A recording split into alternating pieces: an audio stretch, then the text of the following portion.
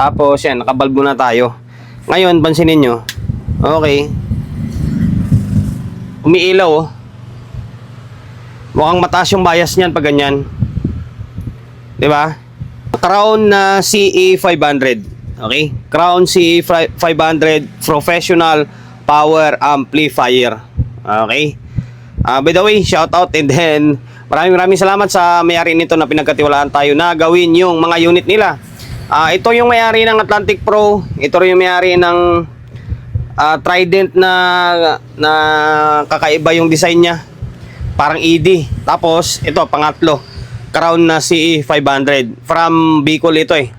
Okay? Maraming salamat sir ha. Ngayon, ang issue nito, kaya pinadala rito sa atin, or dinala rito sa atin, ay hindi ko na alam kung ano yung issue. Basta tayo na lang bahala. Kasi sa dami kong nakakausap, minsan nakakalimutan ko na yung mga issue. Ngayon, pinlog-in ko siya. Tapos yan, nakabalbo na tayo. Ngayon, pansinin nyo. Okay. Umiilaw oh.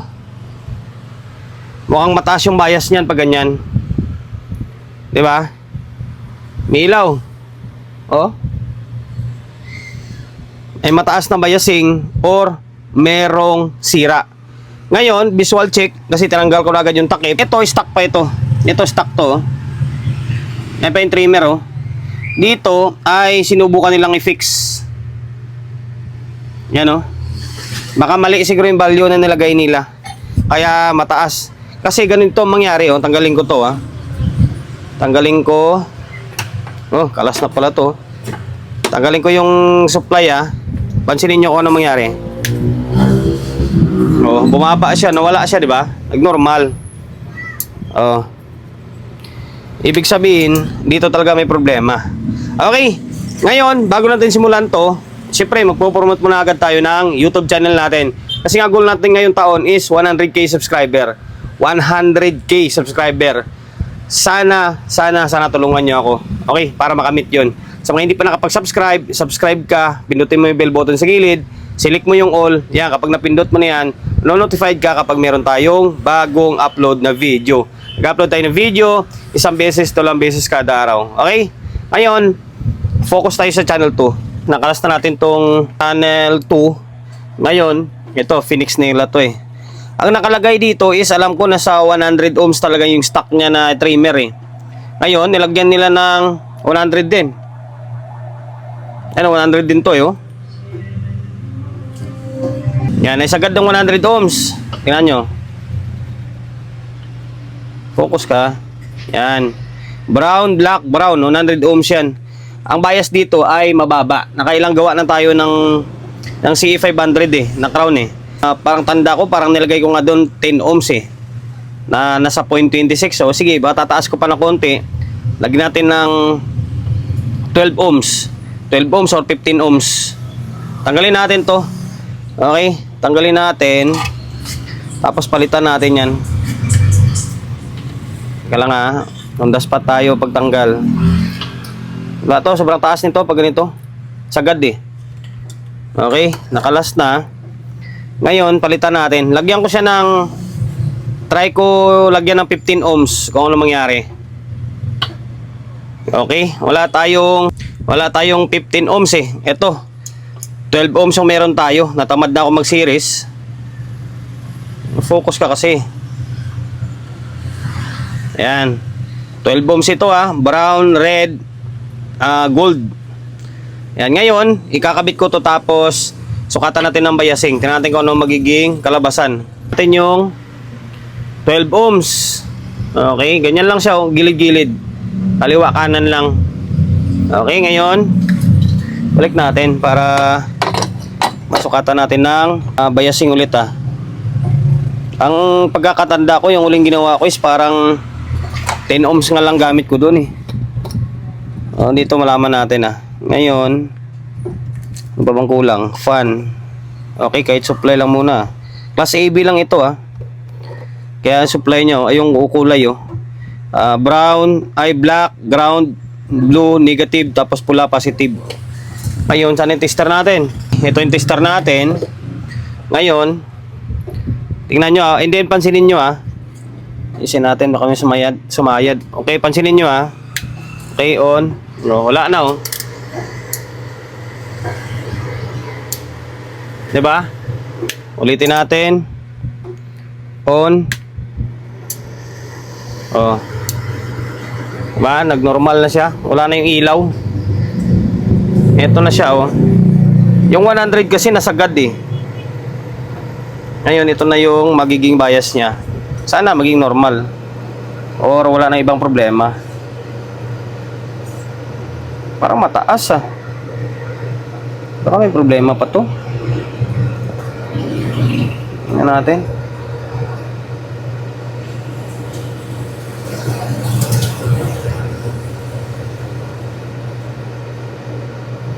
Yung mataas no? Ito naman.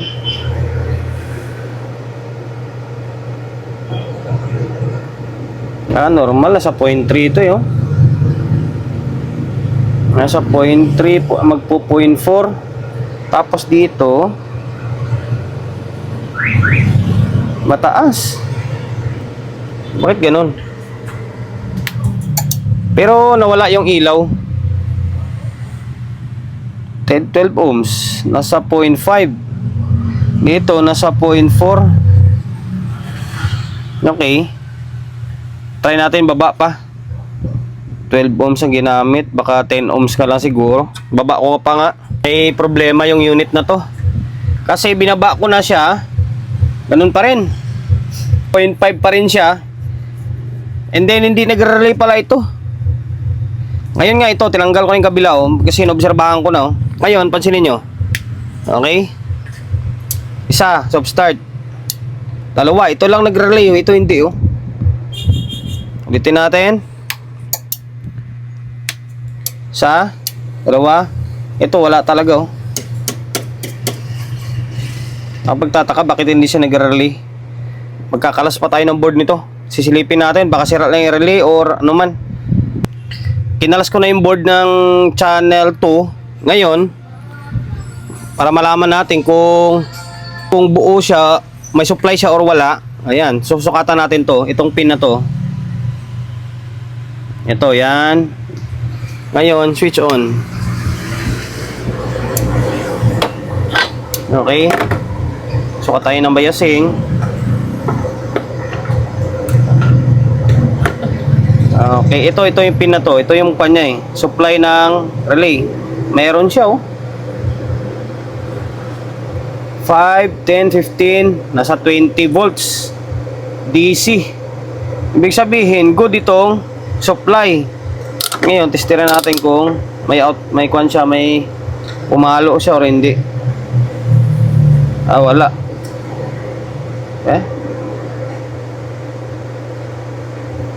Meron palo ah. Baka dumikit na yan. Off natin. Ayun, testirin natin ulit kung kwan siya, umangat siya. Dumikit na yung kwan oh. Dumikit na eh. Oh. Dapat hindi magkukontak agad to eh. Dumikit na yung relay. Oh. Kaya pala ayaw nang pumalo. Ginawa ko ay pinaltan na natin agad. Ito. Kulay puti ang nilagay natin oh. Mabuo ito eh. Yan, 24 volts to ah. Yan, 24 volts. Ngayon, ito sira to oh. Nakakontak talaga siya. Nakakontak na. Dapat tula muna yan eh. Baka dumikit siguro to. Ano?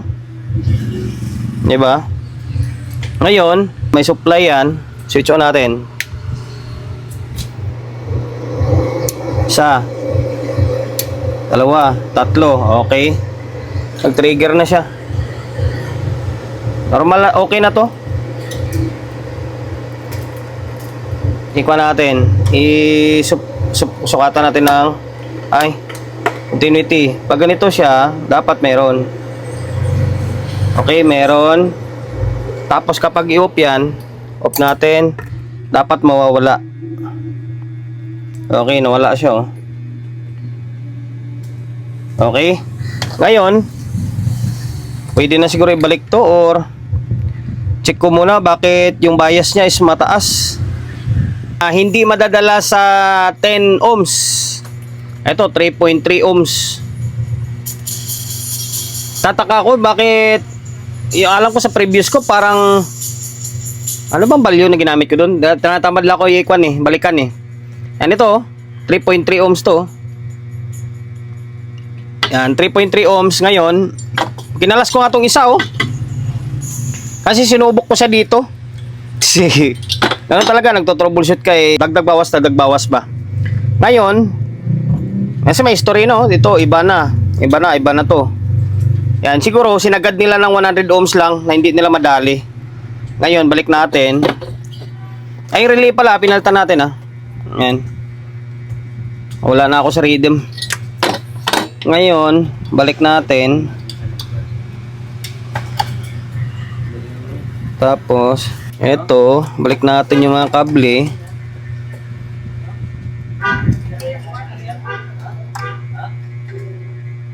Okay, yan, naibalik na. Ngayon, switch on. Tick.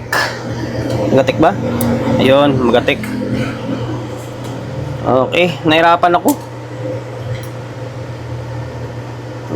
Ngayon, ito na siya nasa point 20. Parang against the light Ayan natin, ito nga, against the light tong camera ko. Ayan. Ngayon, ito. Sukatan natin dito. Ready na to. Nasa point 3. Ito. Wala ko lang point 3 lang naman, Point 26, point 27. Hirap kasi marumi yung kanya, Ayan. Point 27 lang. Pwede na yan. 3.3 ohms. Ngayon, minute. Wala namang kinit-init Pero bago ko nga pasadahan yung kabila, tingnan ko kung may audio. Hindi. Butik niyan. Hindi nakahanda yung cellphone na yung natin, yung audio natin Ngayon, ganun din. I-fix bias ko na rin to. I-fix na rin natin tong isa. Yan 3.3 to. Okay, 3.3. Ayan, 3.3 ohms hindi K. Ohms yan, ohms. Ngayon, balik na natin. Yun lang naman problema niyan Tapos sabay, compressor na lang natin mamaya to. Ibalik na natin tong dalawang board. Yan, 3.3 na. 3.3. Yan, 3.3. Ngayon, naglagay na tayo ng input. Ayan, tapos output. Magmamadali tayo ngayon kasi linggo Maga tayo uwi ngayon. Ngayon, switch on. Ayan, pares nag-trigger Itong relay, iba na yan pinalitan natin kulay puti na Tapos, yung bulb natin, napansin niyo walang kailaw-ilaw yan. Mali lang yung paglagay nila. Sinagad nila ng 100 ohms Ngayon, laptop natin gumagana.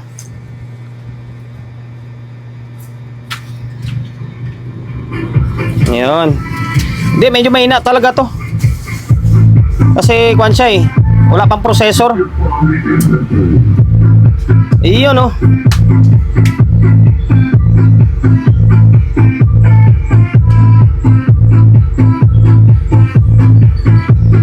Okay. Copyright pa tayo dyan. Yun lang naman yung ginawa natin Fixed bias lang naman. Kasi nga yung calibration, eto guys, may bibigay ko na tip sa inyo. Kailangan kabisaduhin nyo yung biasing. Kapag naglagay dyan sa biasing is 501, di ba? 501, 500 ohms. Huwag nyong isagad ng 500. Ang ilalagay nyo, magsusubok muna kayo ng mga kalagitnaan. Sabi natin 250 to 20. Ngayon, pagsalang nyo ng ganon, makikita nyo na agad yung bias nun. Sabi natin kung tumaas siya, o pag tumaas, susubok kayo ng kung bababa konti, 150 ohms. Yan, kung tumaas siya lalo, ibabalik mo siya. Dagdagan mo yung 250, gawin mo siya mga 280, 300. Ayan, dagdag bawas lang. Yan ang pinag-importante. Ito kasi ginawa nila, sinagad nila ng 100 100 na nga yung trimmer, 100 ang nilagay, ikwan talaga, babaga talaga yung ilaw. Okay? Sana nakapagbigay idea tayo 3.3 ohms lang yung gamit natin. Crown na CE500, bali kompleto na. Kompleto na yung unit na gawain natin. Gawa na natin yung isang Trident. Yung Atlantic Pro, nakuha na nga. Ito, Crown na CE 500, okay na rin. Nulit natin, sana nakapagbigay idea tayo sa mga kapwa natin technician na medyo baguhan lang. Take note baguhan lang. Sa mga veterans, wala, very basic na lang sa kanila ito. Kung paano gawin yung ganitong klaseng unit. Okay?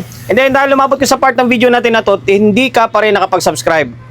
Okay, subscribe ng YouTube channel natin kasi ang goal natin ngayong taon is 100k subscriber. 100k subscriber.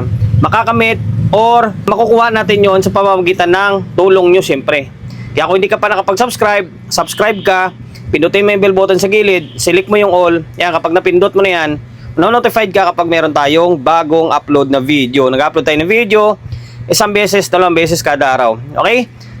God bless and then peace atin lahat.